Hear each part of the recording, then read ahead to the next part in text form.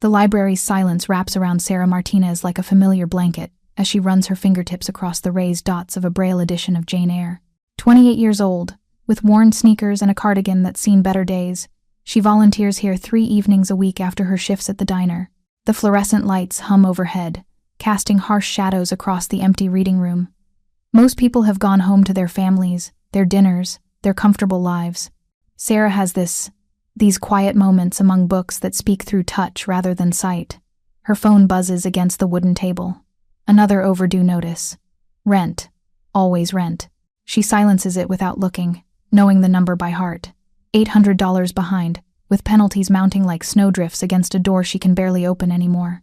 The eviction notice sits folded in her purse, a weight heavier than the books she's organizing for tomorrow's Braille literacy class. If you're enjoying this story so far, don't forget to hit the like button and subscribe. Drop a comment telling me where in the world you're watching from. I love hearing from you. She doesn't hear the footsteps at first. The library's thick carpet muffles everything, makes the world soft around the edges. It's only when she catches movement in her peripheral vision that she looks up. An elderly woman stands at the entrance to the reading room, her posture elegant despite her age, wearing a coat that probably costs more than Sarah makes in 3 months. But it's her eyes that make Sarah's breath catch clouded with the unmistakable film of blindness, yet somehow still managing to convey an intensity that seems to look right through her. Behind the woman, a man in a dark suit hovers like a shadow. Security, Sarah realizes immediately. The kind that comes with money, real money. "Excuse me," the woman says, her voice carrying an accent Sarah can't quite place. Italian maybe, softened by years in America. "I was told someone here could help with Braille materials." Sarah stands, her chair scraping against the floor. "That's me. I'm Sarah. I run the Braille literacy program here." The woman's face shifts, not quite a smile but something close to relief. "They tell me the library has classic literature in Braille. I haven't been able to read properly in years. The audiobooks." She waves a dismissive hand, diamonds catching the light. "They're not the same." "No," Sarah agrees, understanding flooding through her. "They're not. Reading is about more than just words. It's about the pace you choose, the ability to go back, to feel the story unfold at your fingertips." For the first time, the woman truly smiles. "You understand." Sarah guides her to the Braille section, hyper-aware of the security guard following at a discreet distance. The woman's fingers are manicured, soft hands that haven't known labor. Yet when Sarah places a volume of Shakespeare's sonnets in them, they move across the dots with the hunger of someone starved for words. "Your form is excellent," Sarah observes. "You've been reading Braille for a long time." "Since I was 7, the woman confirms. "A childhood illness took my sight. My father insisted I learn everything. Braille, piano, languages. He said blindness was no excuse for ignorance." Sarah pulls out a chair for her, then settles beside her with another volume. "Would you like me to read with you?" Sometimes it helps to have someone follow along, especially with older editions where the dots might be worn. The woman's fingers still on the page. "You can read Braille? But you're not. Blind?" "No. My younger brother was. Is." Sarah corrects herself, though the present tense feels like swallowing glass. "He's in a care facility now. Advanced MS. I learned Braille to read to him when his hands stopped working." They sit together in the pool of harsh library light. 2 women from different worlds connected by raised dots on paper. The woman introduces herself as Elena, and her hunger for literature is evident in every question she asks, every passage she lingers over. Sarah finds herself pulled into discussions about Shakespearean themes, about the way certain words feel different under fingertips than they sound to the ear. An hour passes, then 2. The security guard shifts restlessly, checking his phone, his watch, the exits. "Mrs. Corleone," he finally says, stepping forward. "Your son is expecting you for dinner." Corleone. The name hits Sarah like ice water. Everyone in Chicago knows that name. It's whispered in neighborhoods where cops don't patrol after dark, spray-painted on territory markers, spoken with either reverence or fear, but never casually. The Corleone family controls half the city's underground, though their legitimate businesses create a veneer of respectability that fools no one who matters. Elena's fingers tighten on the book. "Tell Vincent I'll be there when I'm finished here." "Ma'am," he specifically said, "I know what my son said." Her voice carries an edge sharp enough to cut. "I also know what I'm doing. Wait in the car if you're uncomfortable." The guard retreats, pulling out his phone. Sarah can hear him speaking rapidly in Italian, tries not to think about who's on the other end of that call. You're afraid now, Elena observes, her blind eyes somehow seeing everything. Your breathing changed. Sarah swallows. I didn't know who you were. And now you do. Will you ask me to leave? Sarah looks at this woman who spent 2 hours discussing literature with the passion of a scholar, who understands the texture of words beneath fingertips, who speaks of her blindness with matter-of-fact acceptance rather than self-pity. No, the library is for everyone. Elena's smile is sad. How refreshingly naive. Tell me about your brother. So Sarah does. She talks about David, about the diagnosis at 23, about watching his body betray him piece by piece, until even his voice was stolen, about the facility that costs more than she'll ever have, about the mounting bills that keep her awake at night, about reading to him even though she's not sure he can hear her anymore. You're a good sister, Elena says softly. Family is everything, even when it costs everything. The sound of footsteps, multiple sets, heavy and purposeful, interrupts them. Sarah looks up to see 3 men entering the library. The one in the lead moves with the controlled power of a predator at rest. Vincent Corleone is younger than she expected, maybe 35, with dark hair and eyes that catalog every detail of the room in a single sweep. He wears his suit like armor, and there's something in his presence that makes the air feel thinner, harder to breathe. His gaze lands on his mother, then shifts to Sarah. She feels pinned, examined, categorized, and dismissed in the space of a heartbeat. Mother, he says, his voice carrying a subtle warning. You were expected an hour ago. I was reading, Elena responds simply. This young woman has been helping me. Vincent's attention returns to Sarah, and this time the assessment is longer, more thorough. She forces herself not to shrink under his scrutiny, though every instinct screams at her to make herself smaller, invisible. You work here? He asks. I volunteer. I run the Braille literacy program. She can read Braille, Elena adds, and something in her tone makes it sound like a recommendation, or perhaps a test. Fluently, she learned for her blind brother. Vincent's expression doesn't change, but something shifts in his eyes. That's unusual. Yes, Elena agrees. It is. She stands, her hand finding Sarah's with surprising accuracy. I'll be back Thursday evening. You'll be here? Sarah glances at Vincent, sees the slight tightening around his eyes. I'm here every Tuesday, Thursday, and Saturday. Then Thursday. Elena squeezes her hand. We'll continue with the sonnets, Vincent steps aside to let his mother pass, but his gaze remains fixed on Sarah. You know who we are. It's not a question, but Sarah nods anyway. And yet you spent 2 hours with my mother. Preparing and narrating this type of story took us long efforts and hard work. So if you are enjoying the story, please consider subscribing to our channel. She wanted to read. Sarah's voice comes out steadier than she feels. That's what I help people do. He studies her for another long moment, then follows his mother out. Sarah stays frozen in place until she hears car engines starting in the parking lot, then sinks into her chair. Her hands are shaking. She presses them flat against the table, feels the worn wood beneath her palms, grounds herself in the familiar. Thursday comes too quickly. Sarah considers calling in sick, spending the evening somewhere else, anywhere else. But Elena Corleone doesn't deserve to sit in an empty library because Sarah is afraid of her last name.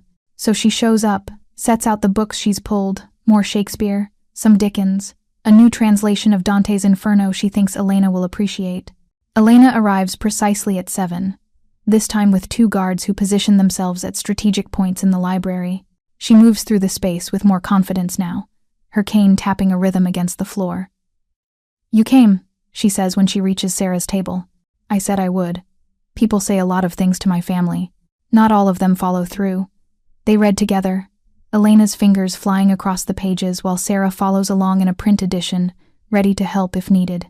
They debate whether Lady Macbeth was evil or ambitious, whether King Lear's madness was inevitable or preventable. Elena has a scholar's mind, sharp and questioning, and Sarah finds herself challenged in ways she hasn't been since college. You have a degree? Elena observes after Sarah makes a particularly astute observation about dramatic irony. English literature, Columbia, scholarship. Sarah doesn't mention the dreams that degree was supposed to fulfill, the teaching position that evaporated when the school lost funding, the spiral that followed. And now you work in a diner. Now I work in a diner, Sarah confirms without bitterness. Life rarely goes as planned. No, Elena agrees. It doesn't. They're interrupted by the arrival of another man, this one younger, clearly related to Vincent by the shape of his jaw, the set of his shoulders. "Aunt Elena, Vincent wants you home." "Vincent wants a lot of things." Elena replies mildly. "Tell him I'll be along when I'm finished.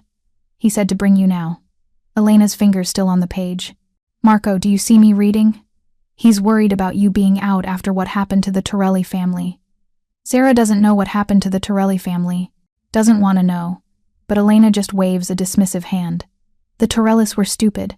I am not. And I'm perfectly safe here with Sarah." Marco looks at Sarah like he's trying to figure out if she's a threat, an opportunity, or just irrelevant. "You're the one who reads Braille." "Yes. Vincent had you checked out." Sarah's stomach drops. Of course he did. Of course, a man like Vincent Corleone wouldn't let a stranger near his mother without knowing everything about her. "And?" Elena asks, sounding amused. "Clean. Boring. Actually. No record, no connections, no flags." Marco shrugs. "Just a lot of debt." Heat floods Sarah's face. They know about the medical bills, the overdue rent, the credit cards maxed out trying to keep David comfortable. They've peeled back the layers of her life and found nothing but desperation and failure. "Everyone has debt," Elena says sharply. "At least hers comes from love, not greed. Leave us alone, Marco." He goes, but not without another long look at Sarah. When they're alone again, Elena reaches across the table, her hand finding Sarah's with that uncanny accuracy. "Don't be embarrassed. My son investigates everyone. It's how he keeps us safe." "I understand." "Do you? My husband was killed 10 years ago, shot in front of me. I couldn't see it happen, but I heard it. Every shot. Vincent was 25. He had to take control of everything, the family, the business, the weight of keeping us all alive. He trusts no one." Sarah thinks of the man she's seen, the controlled violence in every movement, the way he looked at her like she was a problem to be solved. That must be lonely. Elena's grip tightens. "You see more than most. Yes, it's lonely. And it's making him hard in ways that frighten me. He needs." She pauses, seems to reconsider. "Well, that's not your concern." But Thursday becomes a routine. Every week, Elena comes to the library, and every week they read together. Sarah pulls increasingly obscure texts, special orders books in Braille from other libraries, creates a curriculum of sorts. Elena devours everything with an enthusiasm that makes Sarah remember why she loved literature in the first place. Sometimes Vincent comes to collect his mother. He never speaks to Sarah directly, just watches from the doorway as Elena finishes her paragraph, marks her page, gathers her things. But his presence fills the room like smoke, making it hard to breathe normally. It's the 6th Thursday when everything changes. Sarah is walking to her car after closing the library, keys clutched between her fingers the way women are taught to hold them. The parking lot is mostly empty, just her beat-up Honda, and a few other vehicles belonging to late-night staff. She's thinking about the bills waiting in her mailbox, about David's care review next week, about whether she can pick up extra shifts at the diner. She doesn't see them until it's too late. 3 men emerge from between the cars, moving with purpose. Sarah's mind registers details in sharp fragments, unfamiliar faces, aggressive postures, the glint of something metallic. "Sarah Martinez?" One asks, and the fact that he knows her name makes her blood turn to ice. She runs, or tries to. They're faster, stronger, and they know exactly where she's going. One of them grabs her arm, yanks her back hard enough that her shoulder screams in protest. "We just want to talk," he says, but his grip says otherwise. "I don't know anything," Sarah gasps, "because what else could this be about? I just help her read." "Exactly." The man's smile is all teeth, no warmth. "The old blind bitch trusts you. That makes you valuable." Sarah's mind races. They want to use her to get to Elena, to get to Vincent. "I won't." The slap comes hard and fast, snapping her head to the side. Tears spring to her eyes involuntarily. "You will. You'll put something in her bag next week. A listening device. That's all. Easy." No. This time it's a fist to her stomach, driving all the air from her lungs. Sarah doubles over, gasping, and they let her fall to the asphalt. Her palms scrape against the rough surface, and she thinks absurdly about how she won't be able to read Braille properly if her hands are damaged. "We know about your brother," the man says conversationally. "Sunset Care Facility, room 217, lots of machines keeping him alive. Be a shame if there was a power failure." Or if his medication got mixed up. Please, Sarah wheezes. Please don't. Then you'll do what we ask. Thursday. The device will be in your mailbox Thursday morning. Put it in her bag, and your brother stays safe. They leave her there, gasping on the cold asphalt. Sarah doesn't know how long she stays down, waiting to make sure they're really gone, trying to breathe through the pain and terror. When she finally struggles to her feet, her hands are shaking so badly she can barely unlock her car. She drives home on autopilot, locks herself in her apartment, and tries to think. She should go to the police. But these men knew about David, knew exactly where he was, how vulnerable, and the police in Chicago are notoriously ineffective when it comes to anything involving the families. She could warn Elena, but that would mean admitting she'd been approached, that she's now a liability. Would Vincent let her live, knowing she's been compromised? Would he believe she refused to cooperate? Sarah spends the weekend in agony, jumping at every sound, checking on David obsessively. The care facility assures her he's fine, no unusual visitors, no problems. But she knows how easily that could change. Thursday arrives with a sense of doom. The small device is in her mailbox as promised, no bigger than a button, with adhesive on one side. Sarah holds it in her palm, such a small thing to destroy everything she's built with Elena. She arrives at the library early, sets up the books with trembling hands. The device weighs nothing, but feels like it's burning through her pocket. She could do it. Elena trusts her. Wouldn't notice something so small slipped into the side pocket of her bag. It would be easy. It would also be a betrayal of the first real friendship she's had in years. Elena arrives at 7 precisely, moving through the library with the confidence of familiarity now. Sarah, I've been thinking about our discussion on Paradise Lost all week. I have theories about Milton's blindness affecting his. She stops. What's wrong? Nothing. I'm fine. Elena's hand finds hers across the table. You're not. You're shaking. Sarah looks at this woman who's become so dear to her, who trusts her with the vulnerability of her blindness, who shared stories of her childhood, her marriage, her fears for her son. The device burns in her pocket. Elena. Sarah's voice cracks. The older woman's expression shifts, becomes sharp despite her sightless eyes. Someone approached you. It's not a question. Sarah's silence is answer enough. Elena pulls out her phone with practiced ease, hits a single button. Vincent, come to the library now. Bring Rico and Sam. She listens for a moment. No, I'm safe. But we have a situation. She hangs up and turns those unseeing eyes on Sarah with an intensity that seems to pierce straight through her. Tell me everything. So Sarah does. The men in the parking lot, the threats against David, the device in her pocket. Elena listens without interrupting, her face growing harder with each word. Vincent arrives in less than 10 minutes, which means he was already close by. He enters the library like a force of nature. 2 men flanking him, all of them radiating barely controlled violence. His eyes go to his mother first, checking her over, then lock onto Sarah with an expression that makes her wish the floor would open up and swallow her. Show me, he says simply. With trembling fingers, Sarah pulls out the device, places it on the table. One of Vincent's men, Rico, she thinks picks it up, examines it with knowing eyes. Torelli Tech, he confirms. High-end, would have transmitted everything in a 20-foot radius. Vincent's jaw tightens. When did they approach you?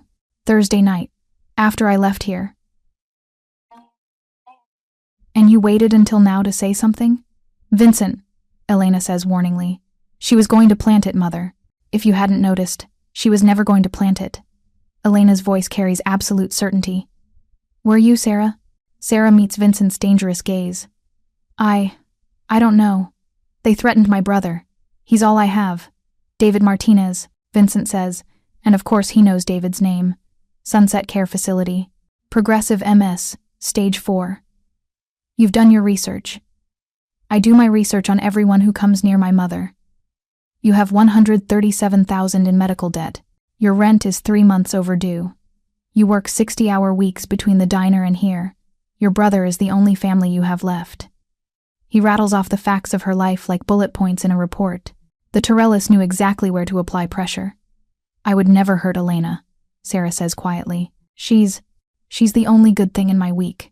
Vincent studies her for a long moment, and Sarah sees him making calculations, weighing risks and benefits like a mathematical equation. Rico, he says finally, take Sam and 2 others, pay a visit to David Martinez's room. 24-hour security, rotating shifts. No one gets near him without my explicit approval. Sarah's head snaps up. What? They threatened your brother to get to my mother. That makes your brother my responsibility. I can't pay for security. I didn't ask you to. Vincent's tone brooks no argument. Sam, I want to know which Torelli crew approached her. Find them. Vincent, Elena says softly. She needs more than that. He looks at his mother, something passing between them in the silence. Then his gaze returns to Sarah. You have two choices. You can go home, pretend this never happened, and hope the Torellis don't try again. Or you can accept my protection, full protection, until this situation is resolved. What does full protection mean? You move into the estate. You continue your work, your normal routine, but with security. My security. The Torellis won't touch you if you're under my protection. Sarah's mind reels. Move in with the Corleone family? That's insane. It's practical, Elena interjects. Vincent's right. They've marked you now. Even if we deal with these specific men, others might try the same thing. You're a perceived weakness they can exploit. Because I read to you? Because I care about you, Elena says simply, and the admission hangs in the air like a challenge. Vincent's expression tightens almost imperceptibly. His mother doesn't care about people outside the family. It's a survival mechanism, a necessity in their world. But somehow, this woman with her second-hand clothes and mountains of debt has slipped past Elena's defenses. I can't just move into your house. Sarah protests. I have work, I have a job that barely covers your work, bills, and an apartment you're about to be evicted from. Vincent interrupts. This isn't charity, Miss Martinez. This is me protecting my family's interests. You've become a liability. I'm containing that liability. The words sting, but Sarah recognizes the truth in them. She's a weakness now, a pressure point enemies can exploit. And my brother? Will receive the best care possible. I have connections at Northwestern Memorial. Their neurology department is working on experimental treatments for advanced MS. Sarah's breath catches. Northwestern Memorial is where she'd wanted David to go, before she realized she could never afford it. Why would you do that? Because my mother values you, Vincent says bluntly. And what my mother values, I protect. Elena reaches across the table, finds Sarah's hand again. Please, let us help you. You've given me back something I thought I'd lost the joy of reading, of discussing literature with someone who understands. That's worth more than you know. Sarah looks at these two people, the blind matriarch of a crime family and her dangerous son, and sees something she didn't expect. Genuine concern. It might be tangled up with strategy and self-interest, but it's there. Okay, she whispers. Okay. Vincent nods. All business now. Rico will take you to your apartment to pack. Bring everything you need. Sam, increase security here at the library. I want eyes on every entrance whenever she's here. He turns to leave, then pauses. Miss Martinez. Sarah. It's the first time he's used her first name. The men who threatened you, did they hurt you? Sarah's hand goes unconsciously to her stomach, where the bruise is still tender. It's nothing. Vincent's eyes darken to something that makes her take an involuntary step back. Rico. When you find them, bring them to the warehouse. Alive. Vincent. No. Sarah starts. But he's already walking away. They touched someone under my protection, he says without turning around. There are consequences for that. Elena squeezes her hand. Welcome to the family, dear. I hope you understand what you've just agreed to. Sarah watches Vincent disappear into the night, thinks about the device still sitting on the table, about David alone in his hospital bed, about the bruise blooming across her ribs. I'm starting to. The Corleone estate is nothing like Sarah expected. She'd imagined something ostentatious, all marble and gold, a monument to ill-gotten wealth. Instead, the house mansion really has an understated elegance that speaks of old money and good taste. The library alone makes her heart race. Floor-to-ceiling shelves filled with first editions, comfortable reading chairs positioned to catch natural light, and an entire section of books in Braille. Vincent had that installed when his father died, Elena explains, running her fingers along the spines. He said I shouldn't have to leave home to read. Sarah's room is on the second floor, larger than her entire apartment, with windows overlooking gardens that seem to stretch forever. It feels surreal, like she's fallen through a crack in reality and emerged in someone else's life. That first night, she barely sleeps. Every sound makes her jump footsteps in the hallway, cars on the distant street, the house itself settling around her. At 3 a.m, she gives up and wanders downstairs, hoping to find the kitchen and maybe some tea. Instead, She finds Vincent in his study, surrounded by papers, a glass of whiskey at his elbow. He looks up when she appears in the doorway, and for a moment, she sees exhaustion crack through his controlled facade. "Couldn't sleep?" he asks. "New place? You? Work." She hovers in the doorway, uncertain. This is his space, his private domain, but he gestures to a chair across from his desk, and she finds herself sitting. "The men who approached you," he says without preamble. "They've been dealt with." Sarah doesn't ask what that means. She doesn't want to know. And the Torellis are being reminded why threatening my family is a mistake. Family.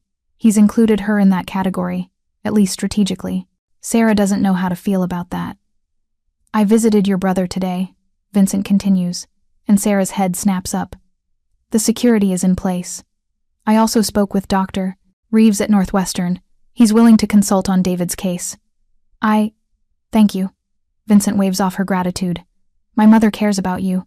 That makes you valuable to me." "Is that all I am? Valuable?" He looks at her then, really looks at her, and Sarah sees something flicker in his dark eyes. "You make my mother happy. She smiles when she talks about your discussions. She hasn't smiled like that since my father died. She misses him, every day." Vincent takes a sip of his whiskey. He was the only one who could make her laugh. Really laugh. Not the polite sound she makes now. "She said you made her laugh last week, discussing whether Iago or Lady Macbeth was the better villain." "Iago," Sarah says. "Lady Macbeth broke under guilt. Iago never did." A ghost of a smile touches Vincent's lips. "That's what Mother said you'd say." They sit in comfortable silence for a moment, the night wrapping around them like a secret. Sarah studies him in the lamplight, sees the weight he carries in the set of his shoulders, the tension that never quite leaves his jaw. "It must be exhausting," she says quietly. "Being responsible for everyone's safety. It's necessary. That doesn't make it less exhausting."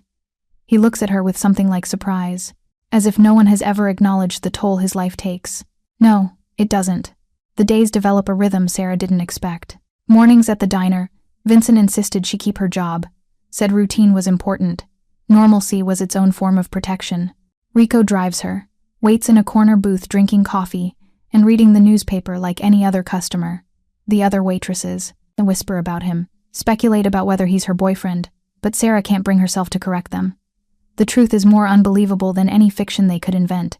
Afternoons are for David. The new security makes the nurses nervous at first, these silent men who check everyone entering the ward, but they adjust. They always adjust to money and power. David's new room is private, overlooking the lake, with equipment Sarah doesn't recognize but knows costs more than she'll make in a lifetime. Dr. Reeves visits twice a week now, adjusting medications, running tests, speaking about possibilities instead of just maintenance.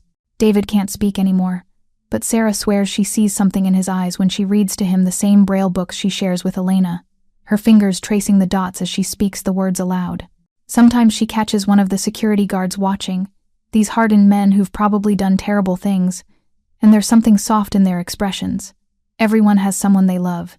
Even monsters. Evenings belong to the estate. Elena and Sarah have claimed the small library, not the grand one Vincent uses for meetings, but a cozy room that catches the sunset. They've progressed from classics to contemporary works. Elena's hunger for stories insatiable. "Read me something of yours," Elena says one evening, apropos of nothing. Sarah's fingers still on the page. "I don't write anymore." Liar. Elena's smile is knowing. "Vincent found your laptop when they retrieved your things. You have dozens of stories saved." Heat floods Sarah's face. They're nothing. Scribbles. Vincent doesn't think so. Vincent read my stories? Mortification wars with indignation. Those stories are personal, windows into parts of herself she doesn't share. He was doing security checks. But yes, he mentioned them. Said you have talent being wasted at that diner. Before Sarah can respond, footsteps announce Vincent's arrival. He appears in the doorway, looking tired. There's blood on his collar, just a spot, barely visible, but Sarah's learned to notice these things now. "Mother." "Sarah." He nods to each of them. "I need to speak with Sarah alone." Elena's expression tightens. "Vincent, it's about her brother." Sarah's heart stops. She's on her feet before she realizes she's moving. "What happened? Is he..." "He's stable. But there's been a development." Vincent's hand touches her elbow, steadying her.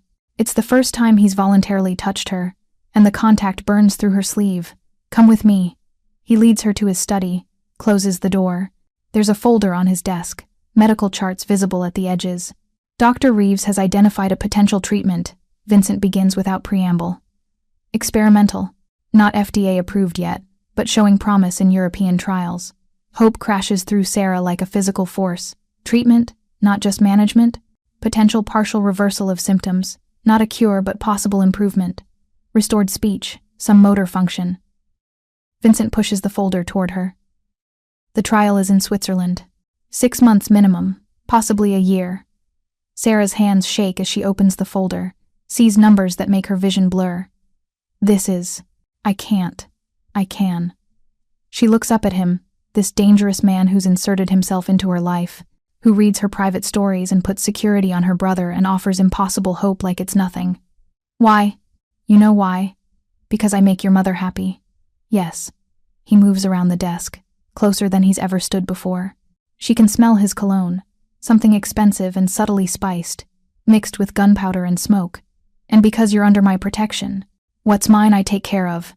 I'm not yours. The words come out breathless, lacking conviction. No? His hand comes up, fingers ghosting along her jaw, not quite touching. You live in my house. My men guard your brother. You exist in my world. Now, Sarah, that makes you mine in every way that matters. She should step back, should protest, should do anything but lean into the almost touch, this promise of contact that makes her skin sing. Vincent. The door bursts open. Marco stands there, tension radiating from every line of his body. We have a problem. The Torellas just hit the West Side warehouse. Vincent's hand drops, his entire demeanor shifting from dangerous seduction to lethal focus. Casualties? 3 of ours down. They took the shipment. Sarah watches Vincent transform, sees the man who controls half of Chicago's underworld emerge from behind the exhausted son, the careful protector. This is who he really is, violence contained in an expensive suit. Get everyone to the safe house, he orders. Full lockdown. Already done. Rico's bringing the car around. Vincent turns to Sarah. You and my mother go to the panic room. Don't come out until I say, Vincent, this isn't a discussion. His voice brooks no argument, but his hand cups her face, thumb brushing her cheekbone. Let me keep you safe. The next hours are the longest of Sarah's life. The panic room is comfortable. Elena had it designed that way, with books in Braille and soft chairs and even a small refrigerator. But it's still a cage, and they're still trapped. This is the life, Elena says quietly, fingers running over a book she's not really reading. This is what you've tied yourself to. I didn't have a choice. There's always a choice. You could have run, disappeared, started over somewhere else. Sarah thinks about David in his hospital bed, about the possibility of hearing his voice again. No, I couldn't. Because of your brother? Or because of my son? The question hangs in the air. Sarah doesn't have an answer. Or maybe she has too many answers, none of them safe. If you're hooked on this story, make sure to subscribe and turn on notifications so you never miss an upload. Your support means everything. And helps me bring you more emotional stories like this one. Dawn is breaking when Vincent returns. He looks haggard, his suit jacket gone, shirt sleeves rolled up, revealing forearms marked with cuts and bruises. There's blood more than before, dried under his fingernails, splattered across his chest. It's over, he says simply. Elena rises, moves to her son with that uncanny accuracy. Her hands find his face, reading the damage like Braille. How many did we lose? 4 total. The Torellas lost 12. Sarah does the math, understands what that ratio means. Vincent didn't just defend, he retaliated with devastating force. I need to shower, he says, but his eyes find Sarah. You're safe, both of you. He leaves, and Sarah stands there, trying to reconcile the man who just killed 12 people with the one who's sending her brother to Switzerland for treatment. He's not a good man, Elena says, as if reading her thoughts. But he's not a bad one either. He's just Vincent. He does what's necessary to protect what's his. I'm not his, Sarah repeats, but the words sound even weaker than before. Elena's laugh is soft, knowing. Oh, my dear, you've been his since the moment you refused to betray me. You just haven't admitted it yet. The Switzerland conversation happens 3 days later. Sarah finds Vincent on the terrace at dawn, watching the sun rise over the gardens. He's in casual clothes, jeans, and a Henley that makes him look younger, less dangerous. It's a lie, she knows, but a beautiful one. I can't accept it, she says without preamble. The treatment, it's too much. Your brother could speak again. Walk, possibly. And you're refusing because of pride? Because I can't repay it. I'll never be able to repay what you've already done. Vincent turns to face her fully. I'm not asking you to repay it. Everything has a price in your world. Yes. He moves closer, backs her against the terrace railing. But you're already paying it. How? Every Thursday, my mother smiles. Every morning, you make her laugh at breakfast. Every evening, I come home to find you both in the library, and there's light in this house that hasn't been here in 10 years. His hands come up to cage her against the railing, not touching but close enough that she feels his heat. That's worth more than any treatment. Vincent. She doesn't know what she's going to say, doesn't get the chance to figure it out because his phone rings. He answers with a curt, "What?" His expression darkens as he listens. When? How many? A pause. I'll be there in 20. He hangs up, and Sarah sees him making calculations again, this time with her as one of the variables. There's going to be a war, he says simply. The Torellas have allied with the Morettis. They want my territory. What does that mean? It means you and my mother are going to the safe house upstate until this is over. For how long? As long as it takes. He cups her face with both hands, and this time it's not gentle. It's desperate, possessive, a claim being staked. I need to know you're safe. Both of you. I can't fight this war if I'm worried about protecting you here. I have work, the library, Sarah. Her name on his lips is half prayer, half command. Please. She's never heard him say please before. Doesn't think anyone has in a very long time. Okay. Okay. He kisses her then, hard and fast and full of promises he might not live to keep.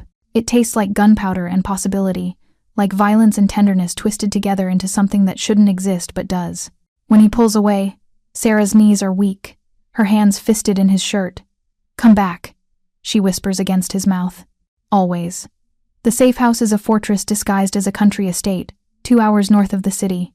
Sarah and Elena are accompanied by 6 guards, men who've been with the family for years, who Vincent trusts with the 2 things he values most in the world.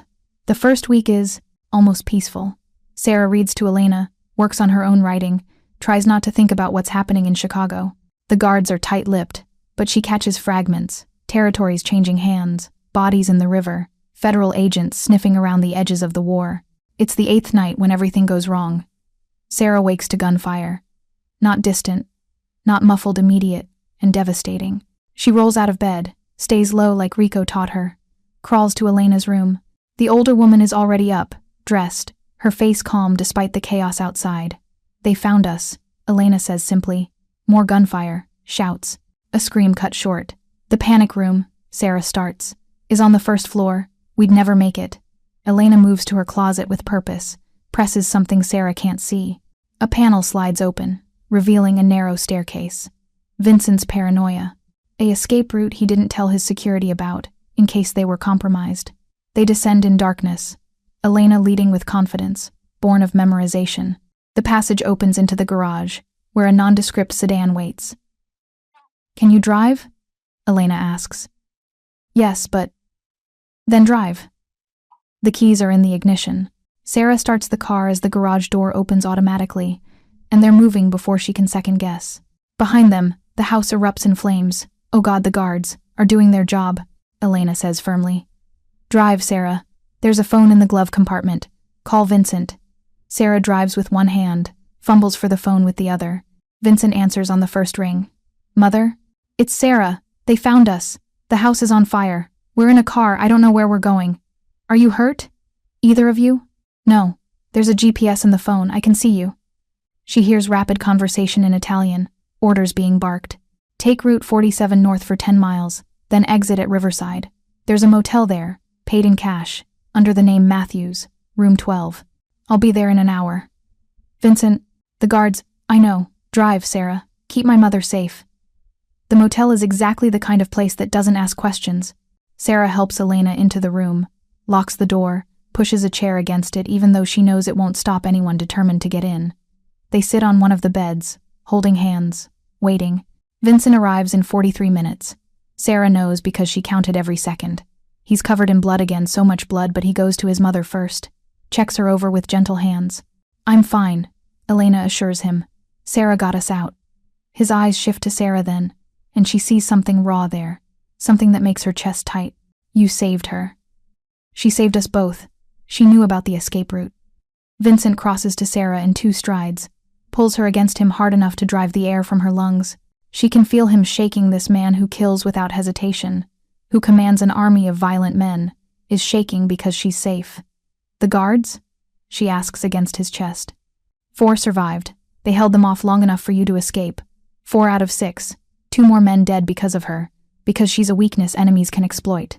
"This is my fault," she whispers. Vincent pulls back, grips her shoulders. "No, this is the Moretti's fault, and they're going to pay for it." The war escalates after that. Vincent moves them to a different safe house every few days, never staying in one place long enough to be found. Sarah watches him grow harder, colder, the gentle moments becoming fewer and farther between. He's winning, she can tell by the way his men look at him, with renewed respect and a touch of fear, but victory is carving pieces from his soul. It ends, as these things do, with blood. Sarah doesn't know the details, doesn't want to know, but Vincent comes home one night and says simply, "It's over." They return to the Chicago estate, now fortified like a military compound. Sarah goes back to her routine, the diner, David, evenings with Elena, but everything feels different. She's survived a war. She's seen Vincent at his most violent and found she doesn't fear him. If anything, she understands him better now. David leaves for Switzerland 2 weeks later. Sarah watches the medical transport pull away, Vincent's hand warm on her lower back. "Thank you," she says, not for the first time. "You saved my mother's life," he replies. "This doesn't begin to repay that debt." She turns to face him. "Is that what we are? Debts and payments?" "No." He frames her face with his hands, thumbs tracing her cheekbones. "We're something else entirely." "What?" "Mine," he says simply, and kisses her before she can argue. This time it's different. Not desperate or claiming, but soft, exploratory. Like they have time now. Like the war is over and they both survived, and maybe that means something. Sarah kisses him back, lets herself want this impossible thing, this dangerous man who reads her stories and protects her brother and values her above his own safety. "Yours," she agrees against his mouth, and feels him smile. Elena finds them there an hour later, wrapped around each other on the terrace like teenagers. She doesn't say anything, just smiles that knowing smile and continues to the library. But that night at dinner, she raises her glass of wine. "To family," she says, and her blind eyes find Sarah with that uncanny accuracy. All of it. Vincent's hand finds Sarah's under the table, fingers interlacing. "To family," he agrees. Sarah thinks about David in Switzerland, about Thursday nights in the library, about blood and fire and the price of protection, about raised dots under fingertips telling stories of love and loss and finding light in darkness. "To family," she whispers, and means it. The call comes 3 months later. Sarah is in the estate library, working on a new story she's been writing again. Really writing, not just scribbles when her phone rings. The number is international. "Sarah?" The voice is weak, raspy from disuse, but unmistakable. "David?" Her legs give out. She sinks into the nearest chair. "Oh my God, David." "Hi, sis." She can hear his smile, that crooked grin she thought she'd never see again. "Guess what? I can wiggle my fingers." She's crying too hard to respond. Vincent finds her like that, takes the phone from her trembling hands, speaks to David with calm assurance while she falls apart. When he hangs up, he pulls her into his lap, lets her sob against his chest. "He's talking," she gasps between tears. "He's moving. He's getting better," Vincent finishes. Dr. Reeves is optimistic. Not a full recovery, but significant improvement. Preparing and narrating this type of story took us long efforts and hard work. So if you are enjoying the story, please consider subscribing to our channel. Sarah pulls back to look at him. This man who made the impossible possible. "I love you." The words hang between them, unexpected but undeniable. Vincent goes very still. "You don't have to," Sarah starts, but he cuts her off with a kiss that steals her breath and her doubts. "I love you too," he says against her mouth. "God help us both, but I do." Elena finds them there later, Sarah curled against Vincent's chest, both of them looking more at peace than they have in months. "So," she says with satisfaction, "when's the wedding?" "Mother," Vincent warns, "but there's no heat in it." What? I'm blind, not stupid. Sarah, dear, you'll need a proper dress. I know a designer who— We're not engaged, Sarah protests, face flaming. Yet, Vincent says quietly, and Sarah's heart stops. Elena laughs, delighted. Finally, I was beginning to think I'd never have grandchildren. She leaves them sputtering, tapping her cane against the floor with obvious amusement. Your mother is terrifying, Sarah mutters against Vincent's chest. She likes you, he replies, fingers threading through her hair. She's already planning the nursery. Vincent! He laughs, really laughs, and it transforms his face. Sarah realizes this is what Elena meant about his father making him laugh. This is who Vincent could have been in a different life, a softer world. But this is their world, with its violence and loyalty and love fierce enough to survive anything. Sarah wouldn't change it, not when it brought her here, to this moment, with this man who protects what's his with lethal devotion. I should check on dinner, she says, not moving. Marco's handling it. I should call the facility, check on David. Doctor. Reeves sends updates twice a day. I should. Stay right here. Vincent finishes, arms tightening around her. Forever, preferably. Sarah thinks about forever. About Thursday nights reading Braille with Elena. About David coming home walking and talking. About children with Vincent's dark eyes and protective instincts. About being part of this family with all its dangers and devotion. Okay, she says simply, and feels him smile against her hair. Outside, Chicago glitters in the gathering dusk, dangerous and beautiful in equal measure. But here, in this room lined with stories in raised dots and bound pages, Sarah has found her own story, one written in Braille and blood, in tenderness and violence, in the unexpected connections that save us all. 6 months pass in a rhythm of careful peace.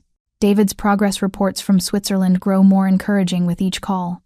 He's walking with assistance now, his speech clearer every time they video chat. Sarah splits her time between the estate and the city, her life bifurcated into the normal world where she serves coffee and reads to the blind, and Vincent's world where armed men shadow her steps, and every stranger is a potential threat. She's learned to navigate both with increasing confidence. At the diner, she jokes with Rico about his terrible taste in pie.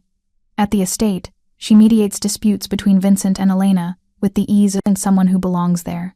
The staff have stopped treating her like a guest, started treating her like family. Like Vincent's.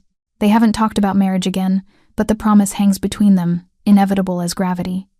It's a Thursday evening, and Sarah is at the public library with Elena when everything changes. They're deep in a discussion about a new translation of the Divine Comedy when Sarah notices Elena's fingers have stilled on the page. What is it? Sarah asks. Someone's here. Someone who shouldn't be.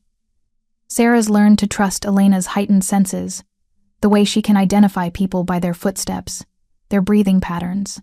She reaches for her phone, ready to alert Rico who's stationed outside. Don't, Elena says quietly. Not yet. A woman emerges from between the stacks. She's beautiful in that carefully maintained way that speaks of money and deliberation. Blonde hair swept into a chignon, designer suit tailored to perfection, diamonds glittering at her throat. But there's something sharp in her eyes, something that makes Sarah's instincts scream danger. Hello, Elena, the woman says, and her voice carries an accent similar to Elena's, old country Italian softened by years in America. Elena's face hardens. Francesca, it's been a long time. Not long enough. Sarah looks between them, trying to understand the sudden tension that's turned the air electric. Should I call no? Elena's hand finds hers, grips tight. Francesca is family. Or was. Vincent's father's cousin. Francesca laughs, but there's no warmth in it. Still holding grudges, Elena? How unlike a good Christian woman. I stopped being a good Christian woman the day you tried to have my husband killed. Sarah's blood turns to ice. This woman, this elegant creature who looks like she stepped from a fashion magazine, tried to kill Vincent's father? Business, Francesca says with a shrug. Nothing personal. It's always personal when it's family. Francesca's attention shifts to Sarah, cataloging her from head to toe with dismissive precision. And this must be the little librarian Vincent's taken in. How? Quaint. What do you want? Elena asks, before Sarah can respond. To deliver a message. The old alliances are shifting. The commission has questions about Vincent's recent activities, about the war with the Morettis, about territories changing hands without proper authorization. Vincent doesn't answer to the commission. Everyone answers to the commission eventually. Francesca's smile is all teeth. Even kings can fall, Elena. You should know that better than anyone. She turns to leave, then pauses, looking back at Sarah. You seem like a nice girl. Smart even. Smart enough to know this isn't your world. Walk away while you still can. Is that a threat? Sarah surprises herself with how steady her voice sounds. Advice. Vincent Corleone destroys everything he touches. Ask his father. Oh wait, you can't. She laughs at her own joke. Ask his wife then. His first one. The words hit like physical blows. First wife? Sarah looks at Elena, sees the older woman's jaw clench. Francesca, Elena says softly, dangerously. Leave. Now. Before I forget, I'm blind and put a knife in your throat anyway. Francesca leaves, her heels clicking against the library floor like countdown to disaster. Sarah sits frozen, mind racing. Vincent was married? When? What happened? Why didn't anyone tell her? It was a long time ago, Elena says, correctly reading Sarah's silence. Before his father died. An arranged marriage, alliance between families. It lasted less than a year. What happened to her? Elena's pause is too long. She died. How? Does it matter? Yes, Elena sighs. Car bomb. Meant for Vincent, but he was running late that morning. She took his car to go shopping. Sarah's stomach turns. Another woman who loved Vincent. Another casualty of his world. And Francesca was behind it, we think. Could never prove it. She wanted Vincent to marry her daughter, saw Lucia as an obstacle. Elena's fingers find Sarah's again. That's why Vincent reacted so strongly when the Torellas threatened you. He couldn't protect Lucia. He won't fail again. They sit in silence, the weight of history and danger pressing down. Sarah thinks about Francesca's warning, about walking away while she can. But then she thinks about Vincent's laugh, about Elena's smile when they read together, about David walking again because of the Corleone family's intervention. I'm not going anywhere, she says finally. Elena's grip tightens. Even knowing the cost? Especially knowing the cost. They don't tell Vincent about Francesca's visit immediately. Sarah knows she should, knows keeping secrets in this world is dangerous, but she needs time to process. A first wife, a car bomb, the commission, whatever that is, circling like sharks. She finds Vincent in his study that night, surrounded by papers and ledgers, looking exhausted. He glances up when she enters, and his face softens in that way it only does for her and his mother. How was the library? Educational, Sarah says, moving around his desk to perch on the arm of his chair. Tell me about the commission. Vincent goes still. Where did you hear about the commission? Does it matter? Yes. She runs her fingers through his hair, feels the tension in his shoulders. Someone approached Elena tonight. Francesca. Vincent is on his feet so fast Sarah nearly falls. Francesca was here? In Chicago? At the library. The Italian that streams from Vincent's mouth is definitely cursing. He pulls out his phone, barks orders in rapid-fire Italian, then English, then Italian again. When he finally stops, his eyes are dark with fury. What did she want? To deliver a message. Something about the commission having questions about your recent activities. And, Sarah takes a breath. To tell me about Lucia. Vincent goes perfectly still. For a long moment, the only sound is the tick of the antique clock on his shelf. What about Lucia? That she existed, that she died, that Francesca might have been responsible. Vincent turns away, stares out the window at the dark gardens. Lucia was young, innocent. She didn't understand our world, didn't know how to navigate it. I should have protected her better. It wasn't your fault. Everything that happens to people close to me is my fault. He turns back to her, and the pain in his eyes makes her chest ache. That's what Francesca wanted you to know, that loving me is a death sentence. Sarah stands, crosses to him. No, loving you is a life sentence. There's a difference. Sarah, she cuts him off with a kiss, pouring all her certainty into it. I know the risks. I've seen the costs. I'm still here. Why? The word is raw, desperate. Because you're mine too, she says simply. And I protect what's mine. Something breaks in Vincent's expression, a wall crumbling after years of reinforcement. He kisses her like he's drowning and she's air, like she's salvation and damnation twisted together. When they finally break apart, both breathing hard, he rests his forehead against hers. The commission is going to be a problem, he says quietly. Then we'll handle it. We're family, aren't we? Family handles things together. The next few days are tense.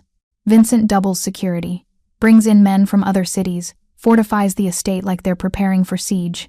Sarah continues her routines, but she can feel the storm building, electricity in the air before lightning strikes.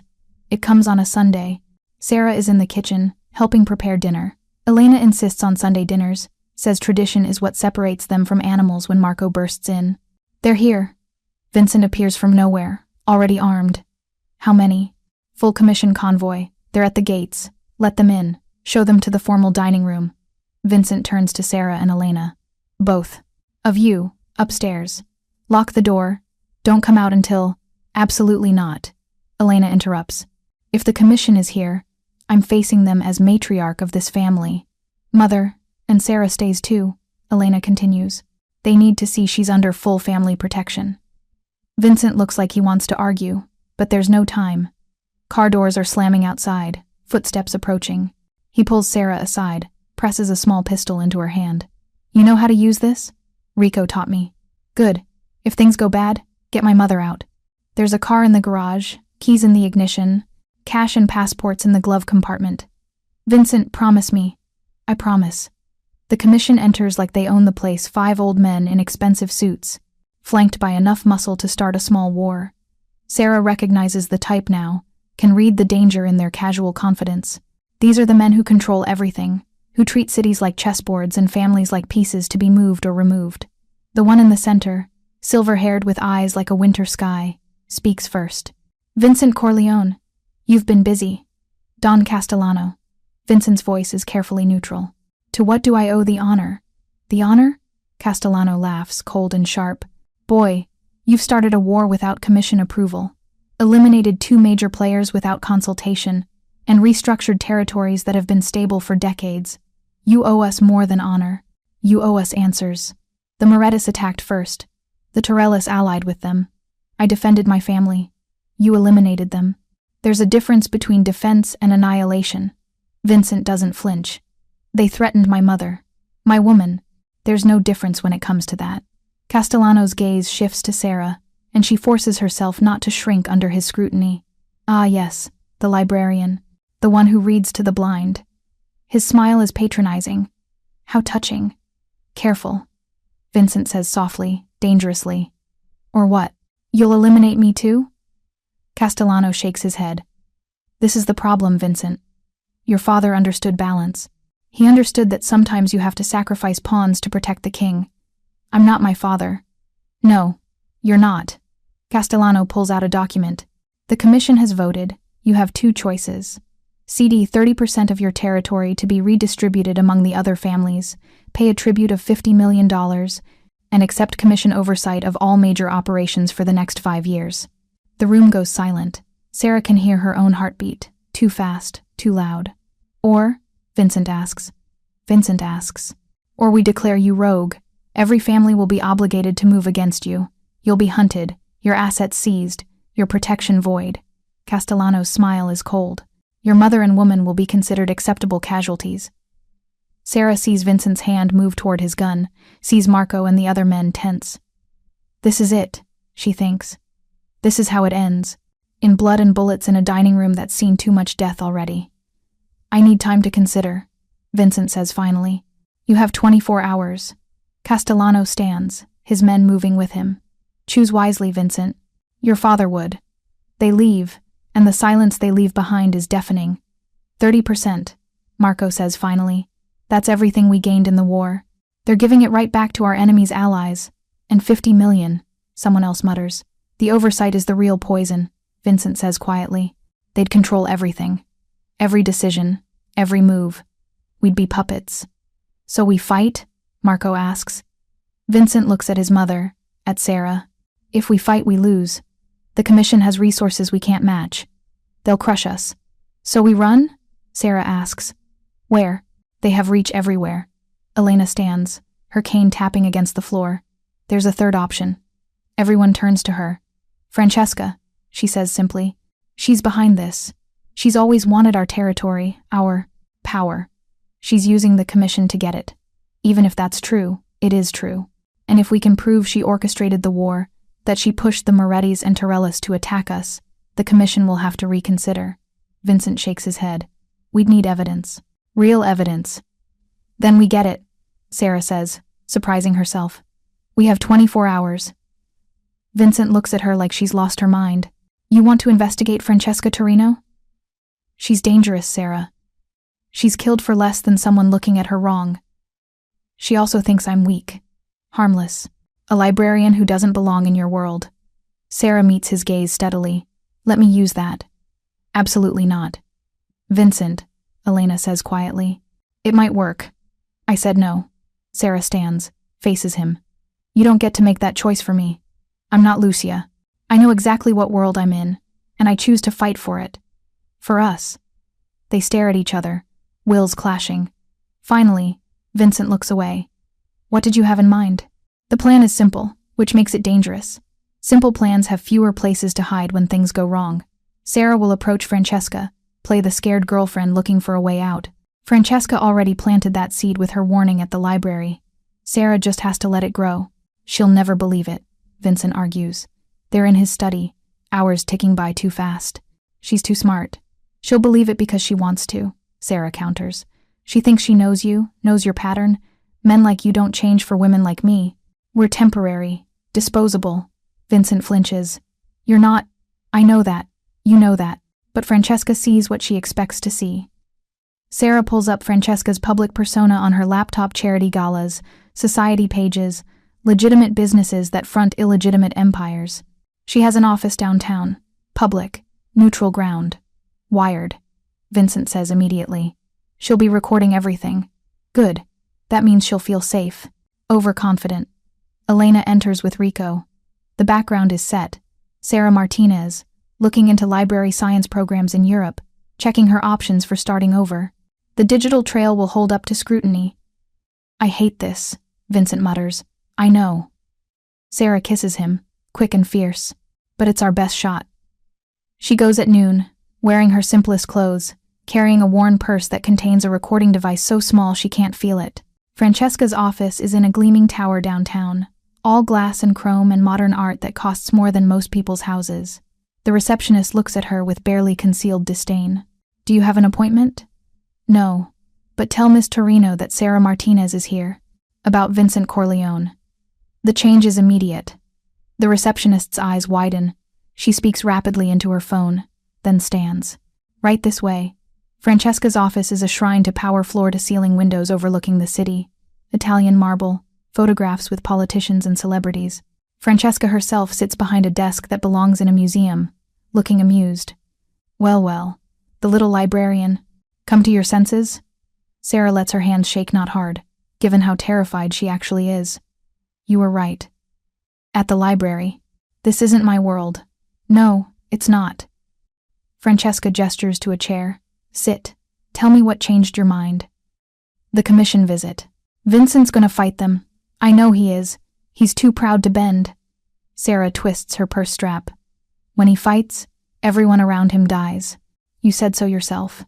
I did. Francesca leans back, studying her. And you want out. I want to live. I want my brother to live. Your brother in Switzerland. Vincent's paying for his treatment. I can pay my own way. I just need. Sarah lets desperation creep into her voice. I need time. And distance. And maybe some assurance that when Vincent falls, I won't fall with him. Francesca smiles, slow and predatory. What are you offering in return? Information. What kind of information could you possibly have that I'd want? Sarah pulls out a flash drive, sets it on the desk between them. Vincent's real books, not the ones he shows the commission. The real territories, the real numbers, the real alliances. Francesca goes very still. How did you get this? He trusts me. Leaves me alone in his study. I'm good with computers, library science, remember? Digital archiving is part of the training. And you're just giving this to me? I'm trading it. For safe passage and a head start. Francesca picks up the drive, turns it over in her manicured fingers. If this is real, it's valuable. If it's fake, if this is some kind of trap, it's real. Sarah lets real fear bleed through. Please, I just want out before everything explodes. Francesca plugs the drive into her computer. Sarah watches her eyes move across the screen, widening slightly.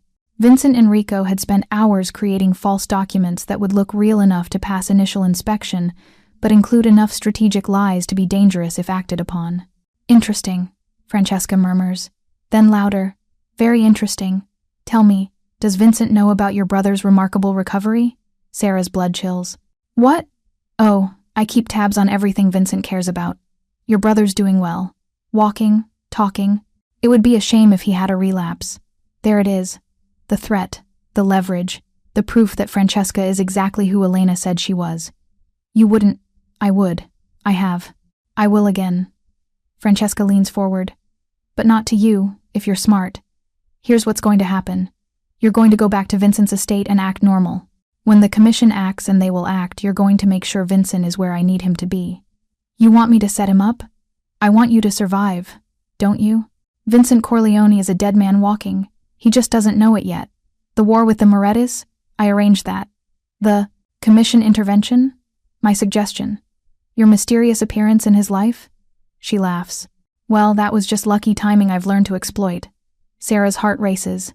This is it. The confession they need. You started the war? I started everything. The Morettis were easy to manipulate, promise them territory, wind them up about old grievances. The Torellis were even easier. And Vincent, predictable Vincent, reacted exactly as I knew he would. Violently, excessively, making himself a problem the commission had to solve. Why? Because the Corleone territory should have been mine when Vincent's father died. I was family. I was next in line. But no, it went to the boy, the untested son who thinks with his fists instead of his head. Francesca's voice turns bitter. 10 years I've waited, planned. Now finally, it's time. Sarah stands on shaking legs. I should go. Vincent will wonder where I am. Yes, go. Play the devoted girlfriend a little longer. When this is over, you can disappear to Europe or wherever you want. I might even throw in some money for your trouble. And my brother? We'll be safe as long as you cooperate. Sarah nods, moves toward the door. Then, because she needs one more piece. How do I know you won't kill me too, like Lucia? Francesca's smile is cold. Lucia was a mistake. She was in the wrong car at the wrong time. You're too smart to make that mistake. Aren't you? Yes. Good. Go home, Sarah. Wait for my call. Sarah leaves, makes it to the elevator, then to the street before her legs give out. She leans against a building, pulling out her phone with trembling fingers. Did you get it? Vincent's voice, tight with control. Everything. Come home. The ride back to the estate is a blur. Sarah's dropped at the front door, falls into Vincent's arms the moment she's inside. He holds her while she shakes, while the adrenaline crashes through her system like poison. You did it, he whispers into her hair. You got her. She killed Lucia. She admitted it. I know. His arms tighten. I heard everything. Elena is in the study with Vincent's tech specialist, the recording already cleaned and copied. It's perfect, she says. Clear confession to orchestrating the war, to manipulating the commission, to Lucia's murder. Will it be enough? Sarah asks. Vincent's smile is sharp. More than enough. Marco's already delivered copies to the other commission members. Francesca won't know until they come for her. What will they do to her? Justice, Vincent says simply. Commission justice. Sarah doesn't ask what that means. She's learned there are some things it's better not to know. The call comes 3 hours later. Vincent puts it on speaker. Mr. Corleone. Castellano's voice is different now, respectful rather than condescending. The commission has reviewed the new evidence. Francesca Torino has been handled. The previous terms are void. And the territories you claimed in the war are yours by right of defense. No tribute required. No oversight. A pause. The commission apologizes for the misunderstanding. Apology accepted, Vincent says formally. One more thing. Your woman, Sarah Martinez. The commission formally recognizes her as under full family protection. Anyone who moves against her moves against us all. Sarah's breath catches. That's not just protection, that's adoption into the broader family structure. Recognition at the highest level. Understood, Vincent says. Thank you, Don Castellano. The call ends. The room erupts in celebration, Marco and the others cheering, embracing. But Sarah watches Vincent, sees him sag slightly now that the danger has passed. She goes to him, wraps her arms around him. It's over. This part is. He pulls back, looks at her with something like awe. You saved us. You saved everything. We saved us, she corrects. Family, remember? Elena's cane taps against the floor as she joins them. Speaking of family, I believe, someone mentioned something about grandchildren? Mother, Vincent groans, but he's smiling. What? Sarah risked her life for this family. The least you can do is make an honest woman of her. Vincent looks at Sarah, and she sees the question in his eyes. Not now, not with adrenaline and relief clouding everything, but soon. A promise of a conversation, a future, a life built on something more than crisis and survival. David comes home next month, Sarah says, changing the subject but not really. He'll need somewhere to stay while he continues treatment. The East Wing, Elena says immediately. Close enough for care but private enough for dignity. Mother's already had it renovated, Vincent admits. Full accessibility, medical equipment, the works. Sarah's eyes blur with tears. When? The day you moved in, Elena says simply. Family takes care of family. Later, much later, Sarah and Vincent stand on the terrace watching the city lights. The danger isn't gone, it never really goes in their world, but it's diminished, manageable. Do you regret it? Vincent asks quietly. Choosing this? Choosing us? Sarah thinks about her old life, simple and safe, and slowly drowning in debt and desperation. Then she thinks about Thursday nights reading with Elena, about David's voice on the phone, about Vincent's arms around her in the darkness. Never, she says, and means it. Vincent pulls a small box from his pocket, doesn't open it, just sets it on the railing between them. This was my grandmother's. Italian tradition says it should go to the eldest son's wife. He pauses. I know it's too soon. Too much has happened. But someday, when you're ready. Sarah picks up the box, opens it. The ring is stunning in its simplicity. A single diamond surrounded by smaller stones in an Art Deco setting that manages to be both vintage and timeless. How's Thursday? She asks. Vincent's head snaps up. What? Thursday. For a wedding. Elena and I will already be at the Collis. Library. Seems efficient. Sarah. His voice is choked. You can't be serious. Why not? I love you. You love me. Our families are already joined. The commission recognizes me. Your mother's planning grandchildren. She slips the ring on it, fits perfectly. Because of course Elena would have made sure of that. Unless you've changed your mind? Vincent kisses her in answer, deep and claiming and full of promise. When they break apart, he's laughing, really laughing. Thursday, he agrees. But we're not having the reception in the library. Deal. They stand together, looking out at their city, their empire built on blood and books, violence and vocabulary, danger and devotion. It shouldn't work, but it does. Elena finds them there at dawn, having never actually gone to bed. So? She asks, though she can probably already tell from their intertwined hands, from the ring catching the morning light. Thursday, Sarah tells her. Elena smiles, that knowing smile that started everything. Perfect. I'll wear my best dress, the one I can read Braille in without wrinkling the silk. She leaves them laughing, tapping her way back into the house where the staff is already preparing breakfast, where life continues despite everything, because of everything. Sarah thinks about that first night in the library, Elena's fingers flying across raised dots, two women from different worlds connected by touch and text, and the hunger for stories. She thinks about how every story is really about transformation, the hero's journey from one state to another, the price paid for change, the love that makes it worthwhile. I love you, she tells Vincent, because it bears repeating, because in their world you never know which words will be your last. I love you too, he replies, pulling her closer. My librarian, my warrior, my wife. Not yet, she corrects, smiling. Ask me again on Thursday.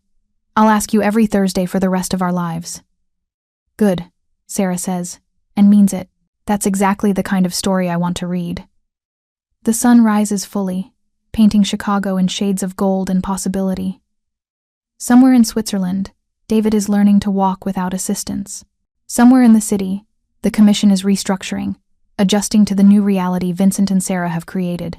Somewhere in the house, Elena is already planning a wedding that will be small and perfect, and probably involve someone reading Shakespeare's sonnets in Braille. But here, now, on this terrace, with the man she chose and the life she's building, Sarah Martinez, soon to be Corleone, is exactly where she wants to be. She traces letters on Vincent's palm, not Braille, but close enough, spelling out words like forever and family and home. He understands. Because he's learned to read her like she's learned to read him. Like Elena taught them both to read below the surface, to find meaning in the spaces between words. Thursday, he says again. A promise and a prayer. Thursday, she agrees, and seals it with a kiss that tastes like gunpowder and promises, like endings and beginnings, like every good story that's worth telling twice. In the distance, church bells ring the hour. 7 o'clock. Time for breakfast, for planning, for the business of being a family that survived the worst and chosen to believe in better. Sarah takes Vincent's hand, lets him lead her inside where Elena is waiting with coffee and opinions about wedding flowers and probably a few more warnings about grandchildren, where Marco is almost certainly pacing, worried about security for even a small ceremony, where this strange, dangerous, beautiful family she's chosen is ready to embrace whatever comes next. The story isn't over. In their world, the story is never really over. There will be other threats, other challenges, other moments when everything hangs in the balance. But for now, for this morning, for the space between danger and Thursday, there is this. Love found in the most unlikely place, family forged from loyalty rather than blood, and the promise that some things are worth every risk. Sarah learned from Elena that the best stories are the ones you can feel beneath your fingertips, the ones that reveal themselves through patience and trust and the willingness to read between the lines. This is her story now, written in Braille and blood, in bullets and books, in the choices that brought her from a struggling waitress to the woman who saved the Corleone family with nothing but courage and a recording device. And like all the best stories, it's just beginning. Epilogue. 6 months later. The library is quiet except for the whisper of fingers across paper. Sarah sits beside Elena in their usual spot, but everything else has changed. The ring on Sarah's finger catches the light as she moves. Her clothes are finer now, though still chosen for comfort over style. Rico still sits in the corner, but now he nods when she looks up, a gesture of respect rather than mere duty. You're not concentrating, Elena observes, though her blind eyes remain focused ahead. Sorry, David's starting his new job today. Ah, Elena smiles. The teaching position at Northwestern. Vincent pulled strings. Vincent pulls a lot of strings. That's what he does. What we do. Elena's fingers find Sarah's hand, trace the wedding band and engagement ring. Still no regrets? Sarah thinks about the last 6 months. The small wedding that somehow included half of Chicago's underworld. David's return, walking with just a cane now. His voice strong when he stood up to give a speech that made Vincent actually cry. The threats that still come but feel manageable now. The mornings when she wakes up to find Vincent already watching her, his eyes soft with something that might be wonder. No regrets, she says. The library door opens. They both recognize Vincent's footsteps immediately. Sarah by sound, Elena by some sixth sense mothers have for their children. You're early, Elena says. I have news. Vincent sits beside Sarah, his hand finding hers automatically. The commission approved the expansion into the Southern Territories. Without a fight? Sarah asks, surprised. Without a fight. Turns out having a wife who recorded Francesca Torino confessing to murder carries weight. He kisses her temple. They're calling you the librarian. Like it's my Mafia name? Sarah laughs.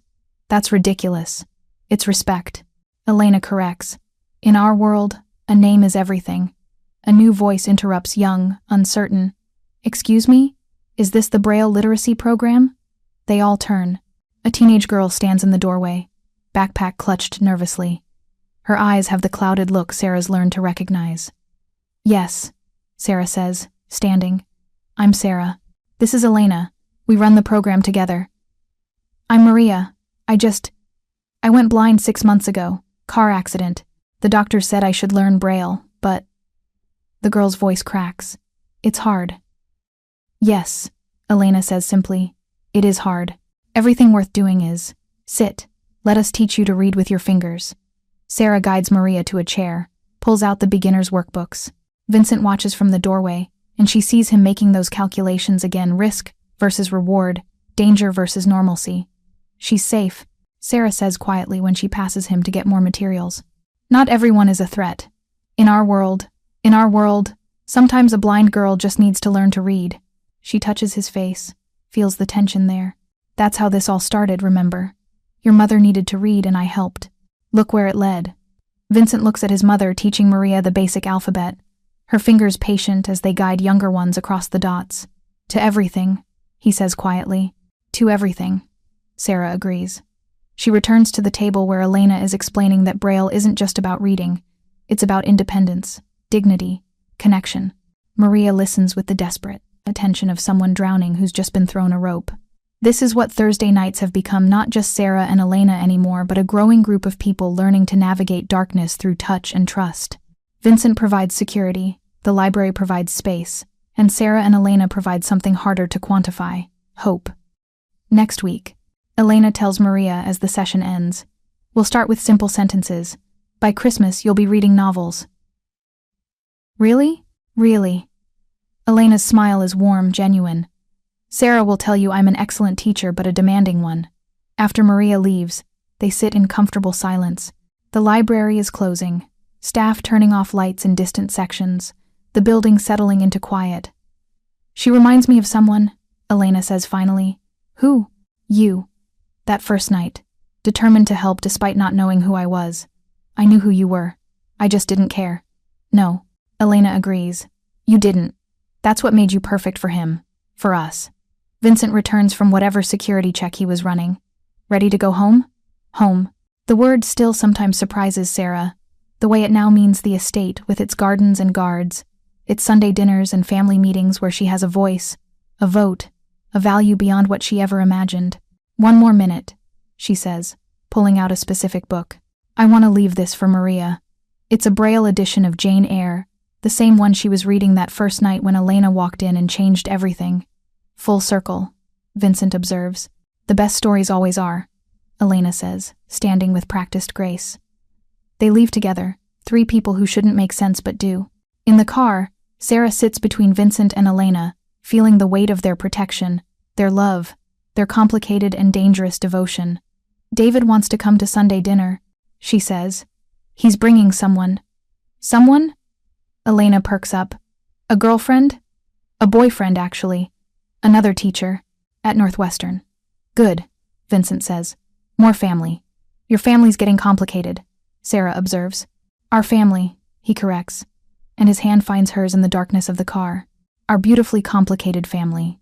Sarah thinks about Maria, who'll return next Thursday and learn to read with her fingers. About David, finding love after thinking his life was over. About Elena, who started all of this by wanting to feel words again. About Vincent, who learned to let people in because his mother loved a stranger who read Braille. "Thursday?" she asks, though it's not really a question anymore. "Every Thursday," Vincent confirms. "Forever." Elena laughs, soft and knowing. Forever's a long time in our world. "Good thing we're rewriting the rules," Sarah says. Outside, Chicago streams past in lights and shadows, dangerous and beautiful as ever. But inside this car, inside this moment, inside this improbable love story that started with raised dots on paper, they're safe, their family, their home. The story continues, as the best stories do, one Thursday at a time. Thank you so much for watching until the end. If you loved this story, check out the other videos on your screen now. I think you'll really enjoy them. And don't forget to subscribe if you haven't already. See you in the next story.